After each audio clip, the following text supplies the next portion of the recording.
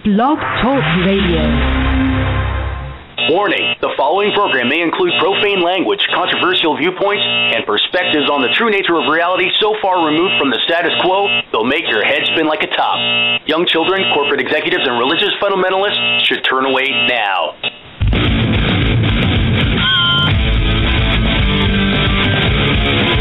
Good evening, planet Earth, and welcome to Extraordinary Year, the online show about 2012 for everyday people like you. My name is Tim Bravo, and I thank you so much for joining us tonight.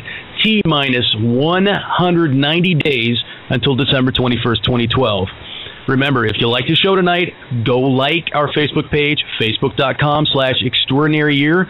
Everything we talked about on the show is posted there for your reference. Not to mention, you can connect with people of like mind and stay on top of news and UFO sightings you might not learn about otherwise. Our guest tonight is Mark Kimmel, a former venture capitalist who says he's received communications from extraterrestrials and celestial beings for the past 15 years. In fact, none other than Tolec personally told me Mark is the only other person he's met who has had independent contact with the Andromeda Council.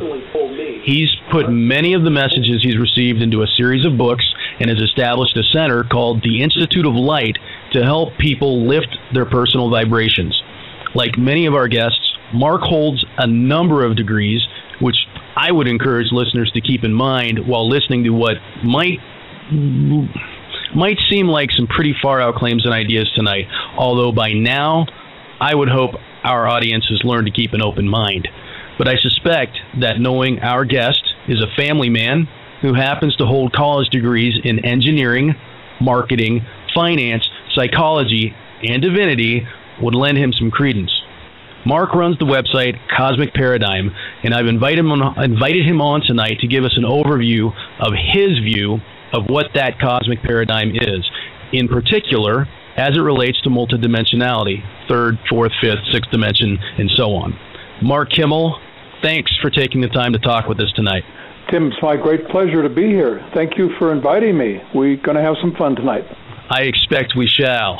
I'd like you to give us a quick and dirty version of what a cosmic paradigm means to you. Cosmic paradigm is a name that I developed beginning about 15 years ago. I had written a book. Actually, the way the book came out was kind of indicative as the way things have gone for me. I had gone back to school to get a master's in psychology. I was dutifully working on an academic paper, and this book spilled out of my computer. It took about 90 days, and I didn't focus on a lot of other things because it just kept pouring out. In 90 days, I had a book, not complete, but it just of a book, several hundred pages. And that was my first indication that I was receiving information that was not just coming out of my imagination. I went and, of course, went into total denial. I figured, oh no, this is my imagination, I'm just writing science fiction. But it became very apparent in not too many weeks, shall we say, until I woke up to the fact that, no, this is something extraordinary. And it was all about the fact that we have a number of off-planet sisters and brothers, shall we call them, that are walking around amongst us. That's what this first book, Trillion, is all about. And it's very important for people to understand that we indeed have, in round numbers, probably about 1 million of the beneficial off-planet beings from Andromeda, from Pleiades, from Sirius, from a lot of star systems. And do they look like us? To a great extent. They are able to go and to manifest, to project, if you will, very human-like appearances. So you can't tell them from us, except on very close examination, or if they happen to be willing to say something to you. And on occasion that has happened. So has that happened to you, to have a one-on-one conversation with an in-the-flesh person from one of those systems? Yes. That's spectacular. You are the first person I've spoken with in the shows that we've done that has actually said, yes, I've had face-to-face contact. Okay. It happens. It happens. I believe it does. I've never had the opportunity to speak with somebody who's had that experience, and so I'd be very interested to hear a little bit more about that experience. Well, I was doing a workshop, and there was a woman attending that workshop, and we were in the third day of the workshop, and we were going around and letting everybody talk about who they were and all this type of thing. And all of a sudden she started talking about who she was, and that she was here, but she was from another planet. It was very interesting. I pretty well lost contact with her at this point, so I can't, reference much more, but it was quite an exciting opportunity. It was the first one I had, and she was very, very human-like. From what system did she say? She was an Arcturian. Arcturian? Yep. I know that David Wilcock has had some visions with Arcturians, so it's just, I love hearing the corroboration between people who probably don't know each other, who are reporting the same sorts of beings. So this sort of independent corroboration is important for everyday people, because it just lends credence to the claims. People could be making stuff up, but if you have so many different people from so many different places saying the same thing, then at a certain point people have to wake up. And that's happening more and more, particularly right now. I see a great convergence among a number of the people who are speaking out, not the ones who are still over in woo-woo land, okay, but the ones that are kind of the hardcore, let's get on with this transformation. This is what it's all about. Time to wake up, people. Try to get, time to face what's out there, what's working for you and what isn't working for you, and get on the bandwagon. But amongst those people, there is an incredible convergence of what we are saying, and it's really quite gratifying.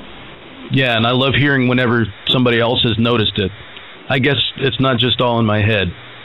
Well, and I know you've had Tolec on this program. Yep. And, he and I are both communicating with some of the same Andromedans.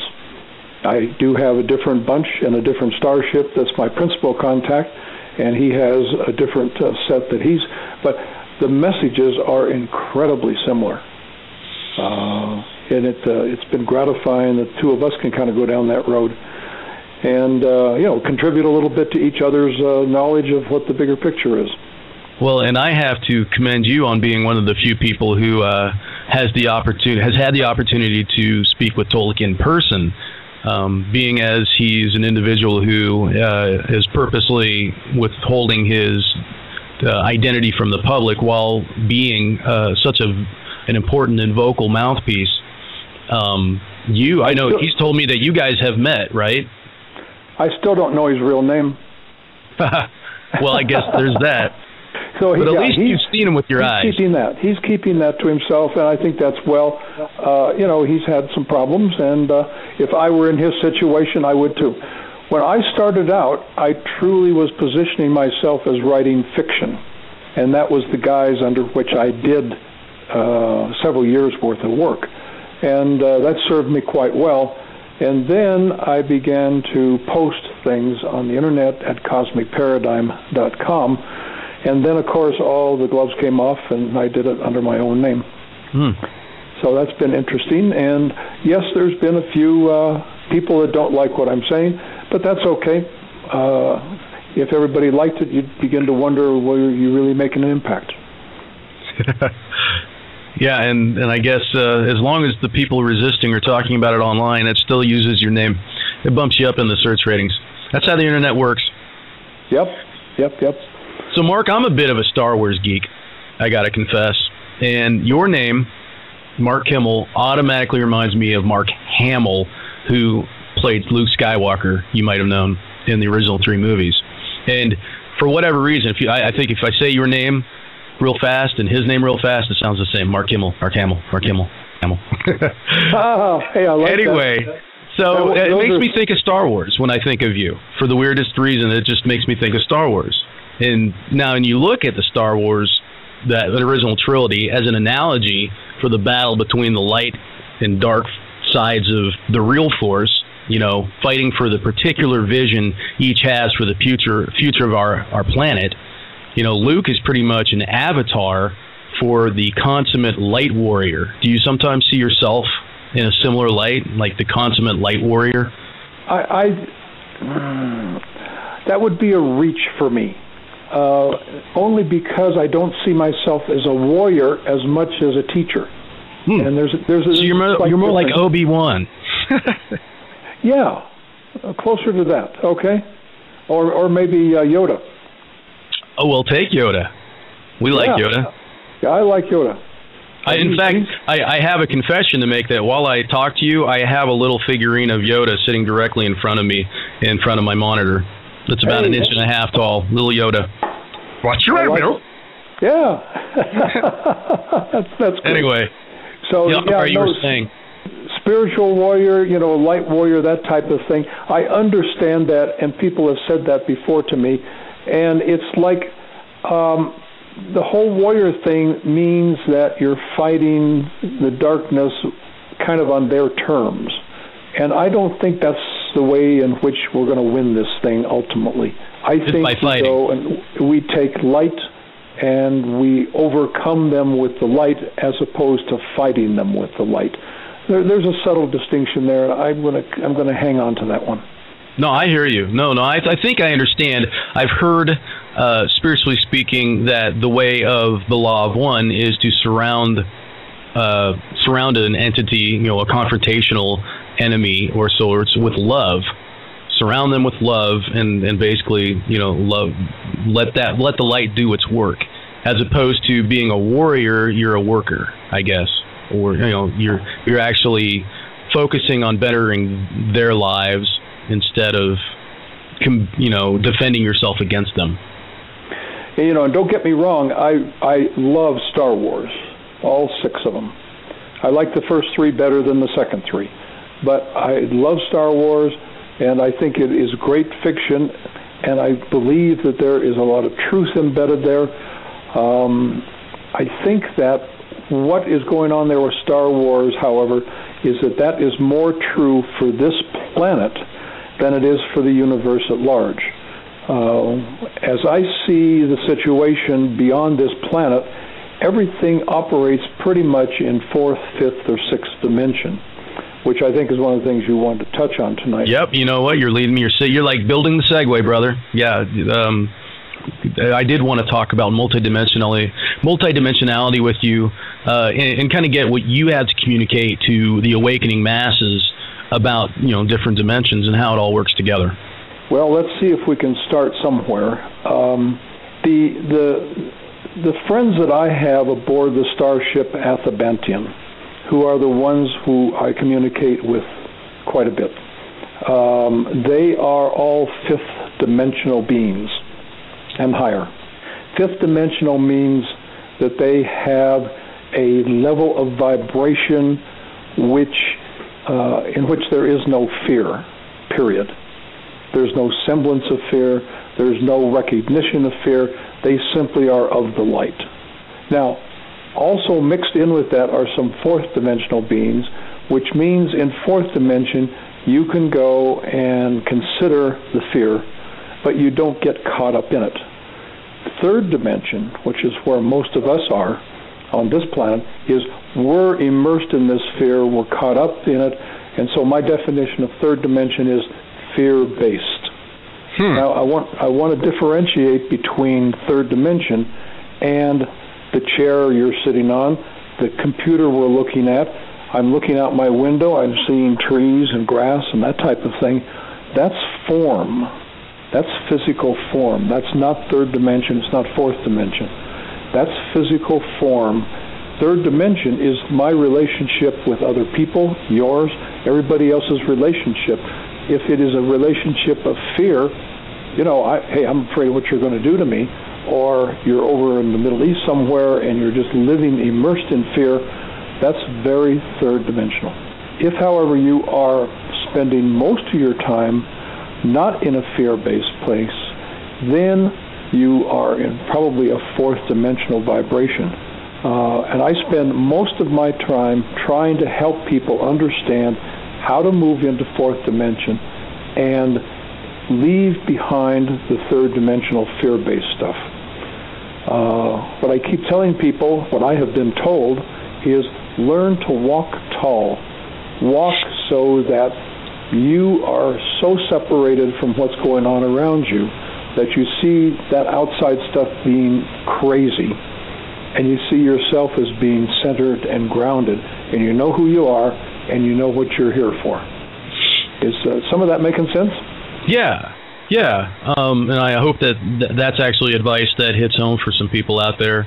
Because people, we all think about this stuff. I know I do to a large degree. You know, if I'm not working on something, I'm sitting around thinking about the nature of reality. And there are different ways for each person to kind of understand how to go about growth or reaching comprehension. And I think the method that you just described is one that's going to be helpful for a lot of people. Yeah, I think just an understanding of what's involved here helps people. Just understanding that, you know, you can walk away from the fear-based third dimension. That's what the financial world's all about. It's what the religion's all about. It's what government's all about. And, conventional education and medicine and science and everything else, that's all fear-based stuff. And so if we can move away from that and get into a fourth dimensional thinking, then you look back at that stuff and you say, oh, gosh, that's interesting. It doesn't necessarily affect me. I can go on with my own life. I don't have to worry about what is going on in those other pictures. It's kind of there for my entertainment. And if you can go and see things in that way, oh my gosh, it makes it so much easier. It just makes life so much easier because you don't have to spend so much time worrying about, well, now who's going to get elected?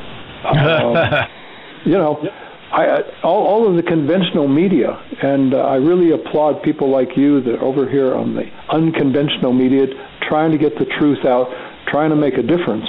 But because the conventional media is continuing to pound the drums for, look, folks, this is the way it's been, it's always been this way, and this is the way it's going to continue. And what a sad state that is. Not to mention the stuff that they just will not cover. They simply don't want to admit that there is the possibility that there are some extraterrestrials, some off-planet beings, whatever you want to call them. All those YouTube videos must be fake. Oh, we're not even going to mention them, so. Yeah.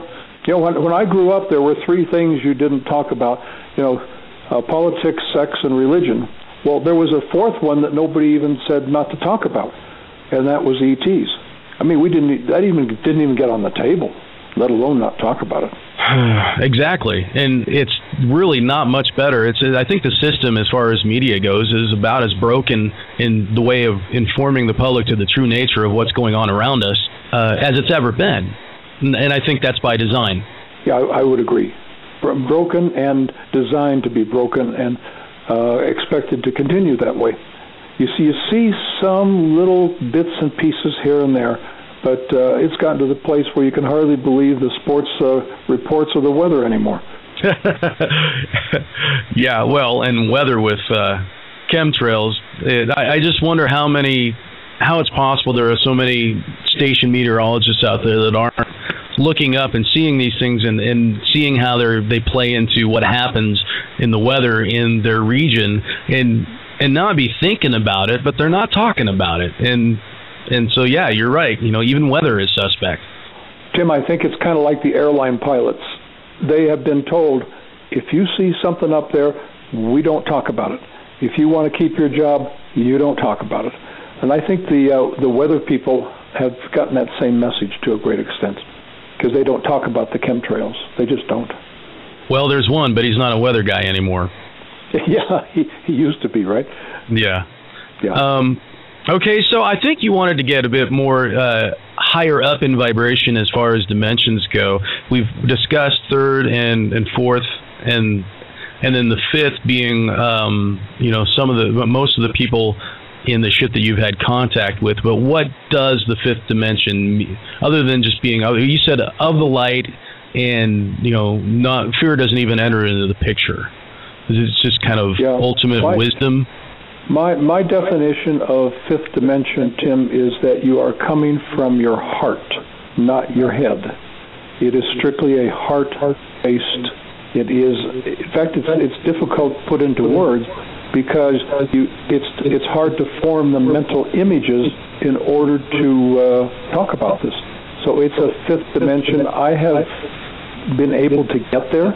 Are we doing okay audio? I'm getting some kind of feedback. Okay.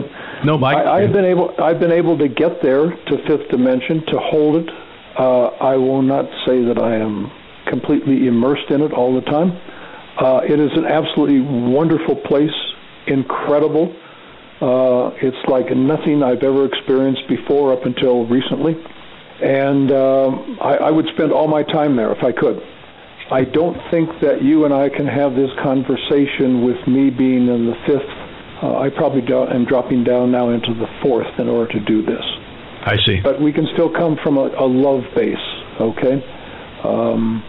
But it's hard to come from the heart and still articulate. At least I'm having trouble doing that.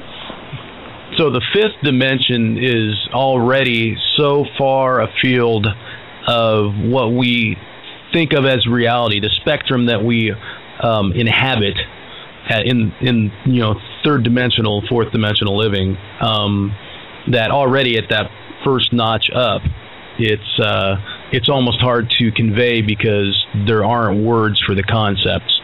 It's huge. It's a huge difference from where we typically spend our time, or most of us do. Although I suspect, Tim, as you and I are having this conversation here, we are both operating in what I would call fourth dimension. I don't hear a lot of fear coming out of you. There's not a lot of fear coming out of me. And so we're up here in the fourth dimension, playing around.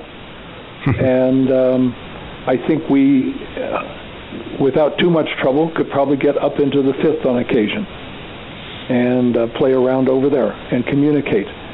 A true fifth dimension perspective involves telepathy.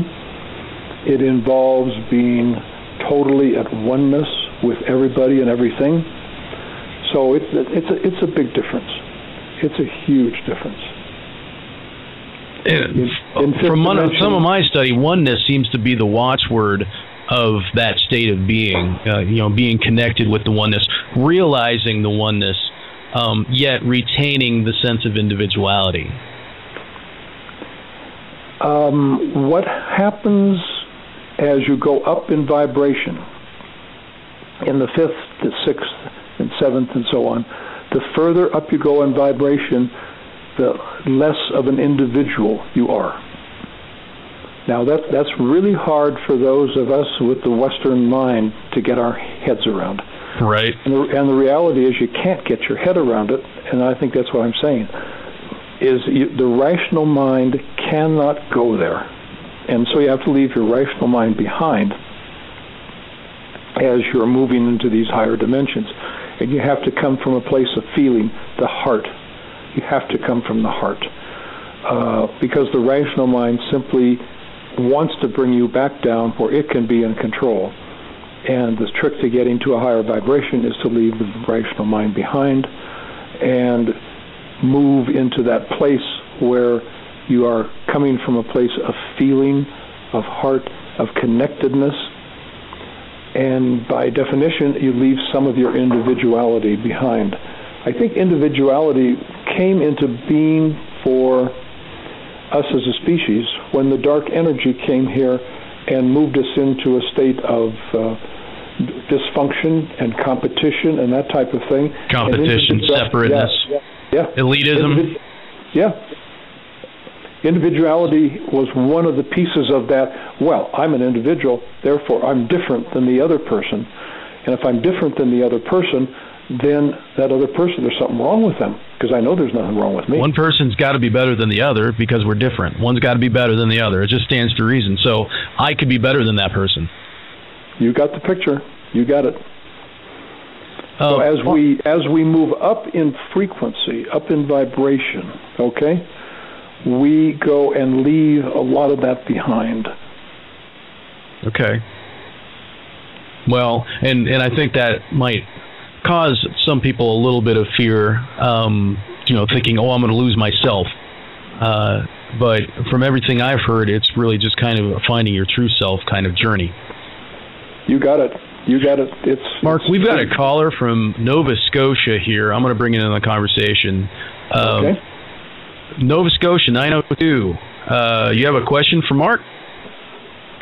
Yes, as a matter of fact, I do. I'm glad to see that you guys recognize the province automatically. It's a little bit more difficult with most hosts these days. It's a beautiful thing, the internet. By the way. I'm sorry? Sorry to interrupt. My name's Guthrie, and by the way, I was wondering, Mark, do you happen to speak to Tolec relatively frequently by any chance? I wouldn't say frequently, but once in a while. Is Tolec present at the moment? No. Because I had a question directly for him. He's not called in. It's been a couple weeks since I've talked to him. Oh, okay. No, the only reason I ask is basically I wanted to mention a little bit of a perspective as to where I was coming from, and see whether or not it jived with what you guys were talking about to a certain extent. Well, I guess hit us real quick. Okay, I'll try to keep it in a nutshell. Basically, according to certain voices that I've been speaking with for a few years now, I'm a member of a species known as the Kanashuk, a species from a parallel universe, who have been trying to help humanity move to a higher vibration, or more specifically to get into higher dimensional space, specifically because of the fact they've been trying to correct a mistake they made long ago. They sent a message that got misinterpreted and formed religion around, and they've been trying to move humanity to a slightly more scientific viewpoint, a more balanced point with spirituality, and try to get humanity off planet and into higher dimensional space. That's the really short nutshell of it. I'm not sure if this jives with what you guys are talking about. That basically there's more than one species that is attempting to do this right now, and the Andromedans are supposed to be kind of an ally. I think I would refer you back to Tolec. Okay. Like I said, Guthrie, could you say the name of that species again? The Kanashuk. They're spelled Kanashuk. Okay. In their tongue, it means origin. That sounds like the kind of thing that someone might name themselves. Thanks for your call. Like I said, Mark, I'm gonna ask you. Is that a species you've heard of before? No. Okay. I had another question based on this. And so, anyway, as far as what this race is trying to do, that just sounds pretty much in line with everything we've heard from, whether it's a galactic federation or a confederation of planets through Ra, or the Andromeda Council. That these groups are here to help us transition, and now is the time. That's what we keep hearing over and over, and you're pretty much confirming the same thing with your contacts, correct? All of my contacts are all beneficial. They're all benevolent. They're all based in love.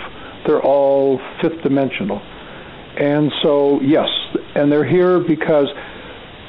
Tim, they're here because this is the greatest show in the universe right now. We are where it's at.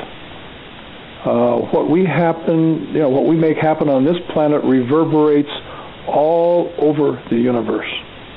And so it's very important, and that's why my information is we have about 1,000 starships, biospheres, if you want to use that term, lined up around this planet, all different kinds of species, all trying to contribute in one way or another. All the way from what I call celestials, who are the archangels, the ascended masters, to the extraterrestrials, the off-planet brothers and sisters. And everybody's pretty much working in cooperation, because the moment of the tilt is just right around the corner, when everything changes and we no longer have this third dimension driving everything. What do you mean when you say tilt? It's the moment when... right now, let's say on this planet, we're about 70% fear-based and maybe 30% love-based. It might be 90-10, it might be 80-20, but it's predominantly, there's a lot of fear-based going on. Mm-hmm. The tilt is when that switches and we go to a majority of the people coming from a place of love.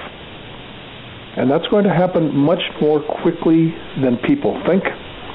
I personally think it's going to happen somewhere around the end of this year. So you're basing that on information you've received?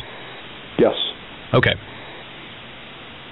Well, I was going to ask you, I mean, I know that you've received communication through writing, sitting at your word processor, and aside from any face-to-face meetings, are there other methods of contact that these beings use to communicate with you, or is that pretty much just you're at a keyboard and here it comes?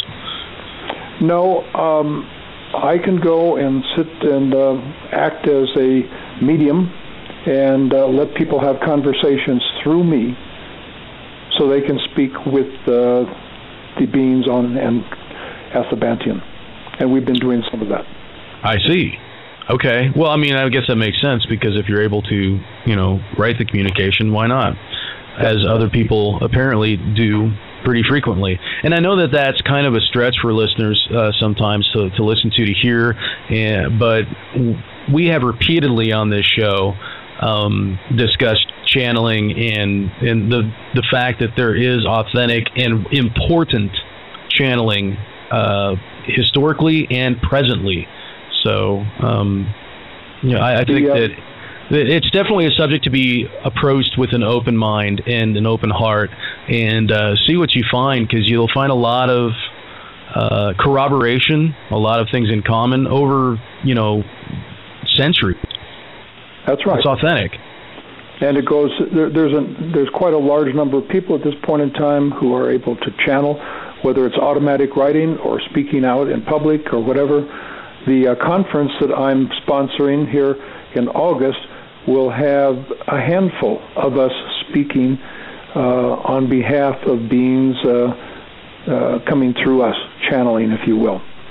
So that's going to be quite exciting to have that many different sources and probably different messages. I don't think they'll be that much different, but they certainly will be coming from different beings from different star systems. I noticed you have Susie Ward, Matthew Ward's mom, on that panel, or for your little, it's like a weekend thing? Yes, that's a 3-day intensive, yes. And if I could get away and get up and go to Pagosa Springs, that would do. When's the date of that thing? I remember not being able to do it, but looking at it going, oh, wow, that would be awesome. I mean, first of all, I love that area. I spent some time, or like a week out there one time, and I just love Colorado.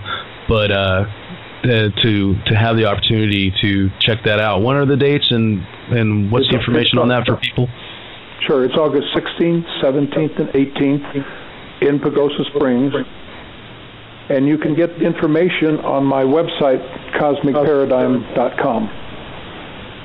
And so it's called Transformation 2012. And it's going to be you, it's going to be Susie Ward, and there are some others I can't remember. We have a total of 14 different presentations in 3 days. Spectacular. So a lot of very good people, a lot of very knowledgeable people in terms of different ways, and the total focus is raising your vibration so that you can go and cope with all of what's going on right now. That's the total focus of what we're trying to do here.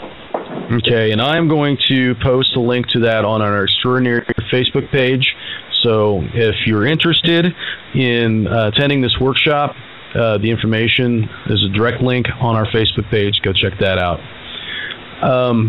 So we were talking about methods of contact. Is it ever visual for you, Mark? No. Well, is it like ever like a conversation, or more of just dictation? It's more of a conversation. What has become now, Tim, is a conversation that is pretty much 24/7, in that I can go and access it whenever I want to, whenever they want to. And so it's an ongoing conversation, and then we'll say, well, maybe we ought to put something down. It's time to go and let's post something. So I'll sit down and they'll dictate to me, and we'll put something together and post. But that's kind of the way it works right now. In terms of visual, though, I have seen a number of what people would call UFOs. I've had the opportunity to get quite close to a couple of them, and I have seen numerous ones up in the sky. I've sat in a circle out in the open. It was really interesting. One night we're sitting out in a circle, and there are about 40 of us, and all of a sudden, my chair starts bouncing, and I look around and I think, who is playing games with me?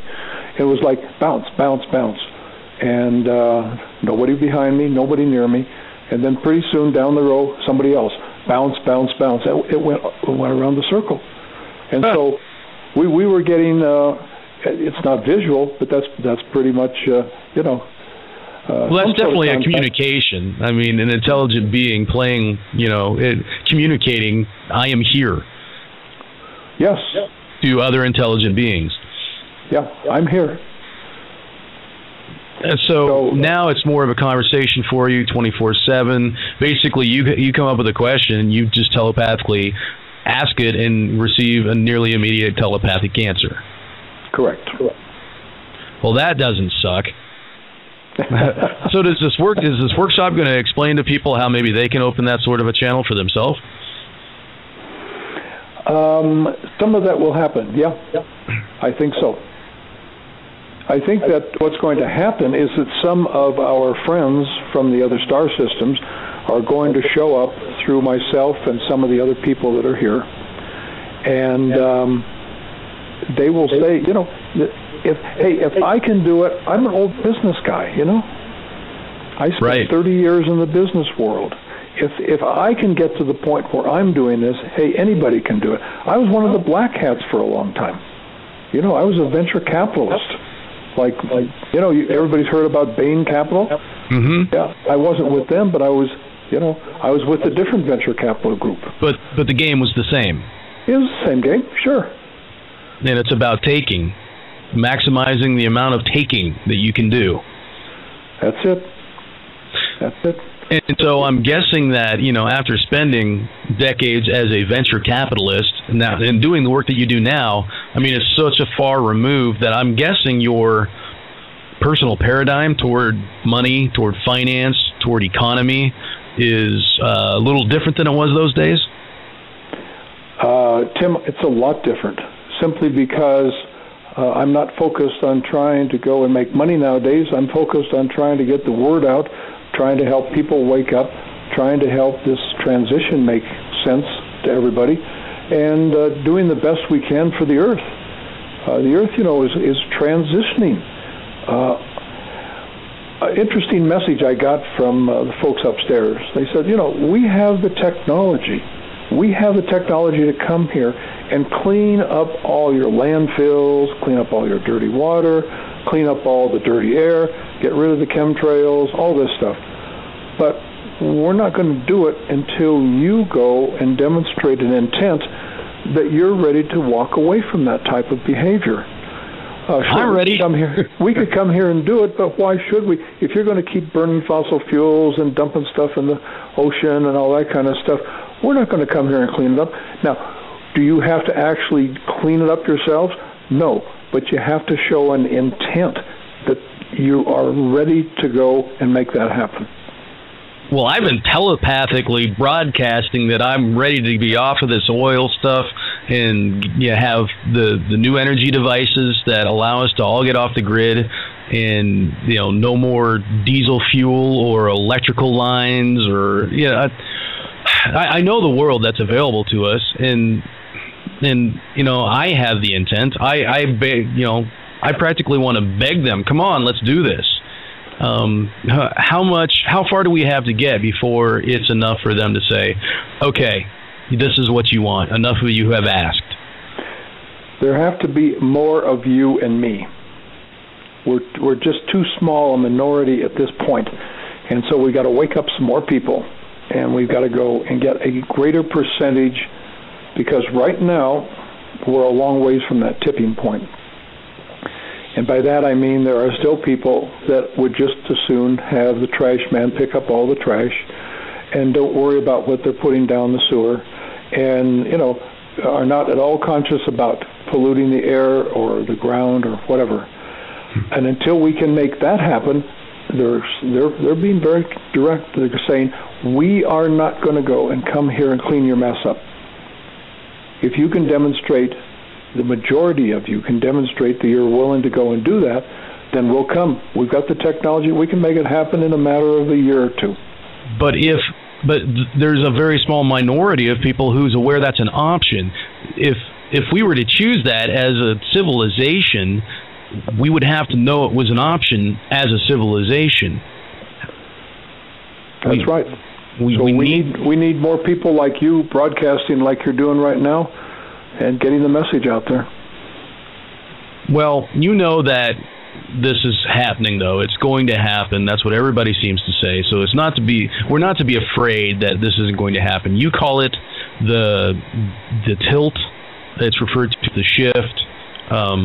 The whatever. Lots of different people have different names and slightly different ideas of what's coming. So based on your research,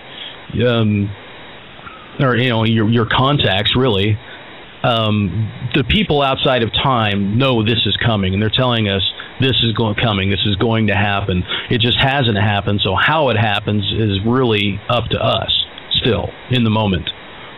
They have, what they're saying to me is that we can visualize that it has already happened. It's between here and there that we're having the problems right now. It's that's what builds, right? How do we get you from here to there? Mind is the builder, said Edgar Casey. Yes, and what I'm saying is that in order to get to these higher dimensions, we have to get out of mind and into heart. That's the key to doing this. See, from a heart standpoint, we probably would not go and fill up our landfills. The average American produces 1.6 thousand pounds of trash, 1,600 pounds of trash per year. That's the national average. That's a huge amount of trash per person. And you think about how our daily lives are structured, in that people have to work a full-time job. Both sides, both parents have to work a full-time job to get by. Sometimes people are working 2 jobs, 3 jobs. And the way our civilization, our current American civilization runs, just daily life produces trash. You want to eat something, it's going to be wrapped in trash, maybe individually, and onward and so forth, so that everything is, the whole system is structured to create trash when we could do something different. But people don't have the time to think about it. They just got to get up and get to the job and then go to sleep so they can do it tomorrow. So we're trapped, and that's why, Tim, we've been trying to get out of this trap for how many thousand years? And it just keeps getting worse and worse and worse. So we're going to have some help from off-planet. And the way I see that happening is that there are, at this moment, a tremendous number of electromagnetic energies hitting the planet. Very beneficial. These electromagnetic energies, for instance, are causing the people over there in the Middle East to rise up and say, hey, I want freedom. I've had enough of these dictatorships. It's those energies that are helping the Occupy Wall Street, getting those people out there, getting them to moving. The energies are making it very possible for everybody to have a greater sense of who they really are, so that they can operate from that heart instead of the head. So we have the energies, we have the beneficial extraterrestrials working with us. We have all kinds of things that are happening to us now that are moving it and making it easier and easier and easier for people to flip from being based in that rational mind which says, this is the way it is, this is the way it's been, it's always going to be that way, and get out of the fear and get into the love. So we're getting a lot of off-planet help. A tremendous amount. Well, and it looks like we need it at this point. So let's talk about the shift, the way that you see it. There are lots of ideas of what's coming. How do you see the rest of this year unfolding? I think that we're going to go and get some of the things that Tolec has talked about, the Earth shifts. And I don't know how much of that he's talked about on your program, but... Not much. We usually stay out in the ships when we're with Tolec. Okay.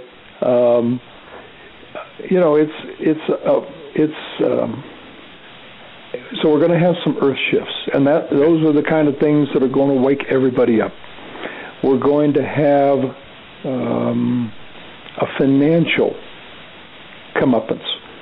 We have built entire societies based on debt.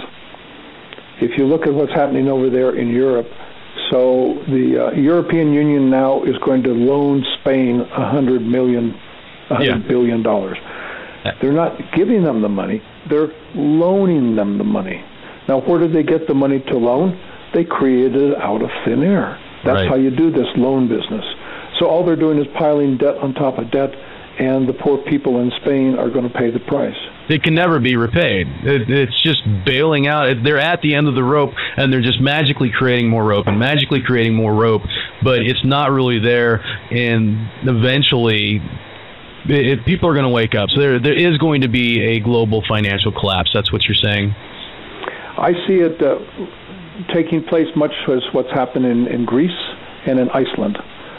If you look at Iceland, they went and thumbed their nose at the European Union. They said, we're not going to pay that. Forget it. No debt. Bye. And, they've got a real healthy economy right now. Greece is going through the throes. They have an election, I think, coming up. Is it this weekend? It's 17th, something like that.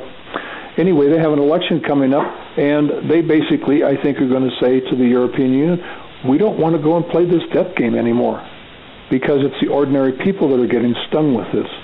Right. And so now we have financial chaos, we got chaos in the governments, and we have the earth changes. So we have all of these things happening at the same time. It's what I call a perfect storm. It's developing just right on time, and it's going to give everybody a chance to wake up. They're going to get a chance to go and look at themselves and say, who am I? And where do I want to be at the far end of this? Do I want to be stuck where I am right now, or do I want to go do and live in a better place? Well, what about disclosure? I mean, how do you see that playing into what's happening this year? Well, my definition of disclosure goes like this. We, as a species, have had contact with extraterrestrials for hundreds of years. As governments, the Germans during the Second World War had a lot of contact with the ETs. Our own government has had contact and has been in bed with the ETs for at least since the 50s. Mm-hmm. They have been cooperating with the abductions and all this type of thing. Right. Now, if by disclosure you mean that everybody's going to own up to the fact that they've been having all these contact experiences and they've been cooperating and all the experiments on humans and all that type of thing, I don't think that's ever going to happen. Well, no. I mean, it can't happen and have the government stay in place and have our system of government stay in place.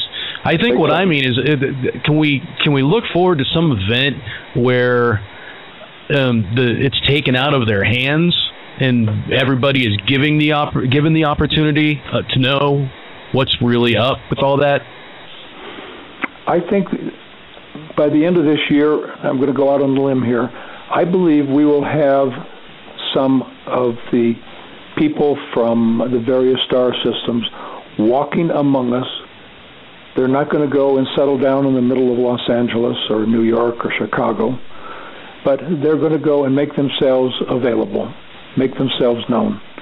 And I think they'll do it in small communities. I think they'll do it very quietly, but I think that's what's going to happen. And I think that'll happen by the end of this year. That's what I'm getting. My mind has already created a movie plot. I can just see it happening and think that would be a wonderful story. I would like to be a part of that. Wouldn't that be fun? And who wouldn't, you know? So where are you living? Well, I'm based in Wichita, Kansas. I'm right smack dab in the middle of Chemtrail Alley. Okay. Well, Wichita isn't all that big a place. I've been to Wichita a few times. Home of Pizza Hut. That's true. I went to Wichita State, where the original Pizza Hut exists. Yeah. So it will be in communities of your size and smaller where these original contact experiences will take place. Places like, Pagosa Springs, places like Wichita. That's where it's going to happen. It's going to happen we're going to see a ship settle down and 3 or 4 beings get out and walk over and say, "Hi, can we talk to you? What should we talk about?" And then Susie Homemaker begs Sheriff Hank not to shoot. Yeah. Well, no, by the time we get to that place, there's not going to be the opportunity to shoot. It's not going to be like that. Because the sheriff is going to stand there with his mouth wide open and thinking, "Oh, this stuff is for real. It's all true." So what about December 21st, Mark? I think we're entering into a time, and the scientists will tell us that is the moment when we traverse the galactic plane. Typically, that's the time when we get a pole shift. I'm talking about a magnetic pole shift. Right. It happens every 26,000 years. The scientists have verified that through core sampling of the rocks and that type of thing. I think that'll happen. I think it'll cause some chaos. It's part of the Earth shifts and that type of thing that are going to happen. We're going to get, and how much beyond that? I don't know how much, but I think that's going to happen. That alone will cause all kinds of physical shifts on the Earth. So once everybody, or once the grand majority of people have awakened to the true reality, have awakened to the extraterrestrial presence, what it means, how they work, and what it means for every person's spirituality. Once everybody has woken up to that, what do you see for this world? I think we're headed to Nirvana, to paradise. On the other side, I see a world in which there's no disease, there's no war. I see people as sticking around here because they want to stick around. They don't have to go and die because there's none of that goes on. I see a wonderful place where other people from around the universe are going to want to come here because it's such a wonderful place. They're going to want. This will be a vacation paradise. It'll be a wonderful place to live. I'm looking forward to being here. Yeah, as am I. I have been, a lot of the channeling I've been getting has been talking about recruiting caretakers for the new Earth. And the caretakers are those people that are willing to stick around here and make a difference. And I think that's really what is going to happen here. I think it's going to be a wonderful place. You say that as if there will be a choice to do something other than stay here. Can you talk a little bit about that? Sure. Everybody has a choice. If they decide they want to stay with the third dimension, they will be lifted very gently and taken to another world, and they can play out their third dimension. So they will go to another planet and do third dimension. Are there any other choices other than staying and going to another third dimensional planet? They can die. That could sound morbid, but in death you really just move into full-on fourth dimension, right? Well, but stop and think about it. You have incarnated here how many times? Do you know? I wish I did. I do not know. I have no connection with anything outside of this present life, I have to admit. Okay, well, I have a lot of faith, brother. I would say, based upon what I'm seeing with your energy at this moment, that you have incarnated about 1,000 times. Everybody teaches me about being old. Not necessarily on this planet. but about 1,000 times. Well, and I can definitely tell you that I feel in myself that I'm ready to get off this roller coaster, to get off this wheel, and to move forward, upward. Well, they asked me if I wanted to stick around, and I said, sure, I'll stick around, but I don't want to do it on this, this place we got going here. I'll stick around as long as you want me to, but not in this kind of a situation. Right. And everybody's just tired of the way the world works, and I think that's part of it. Whether or not they realize the grander reality, they realize that the world that we're living in is not working for almost anybody but a very few people, and the number of people that this world is working for gets smaller by the day.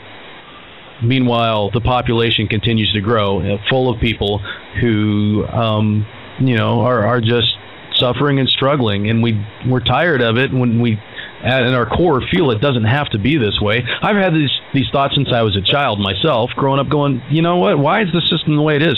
Why do we have to be a part of this system? Why couldn't we do something else another way? But there's no way out. It's a trap. You can't just go create a different life and live a different way. You have to be a part of this system, or, it's it or nothing.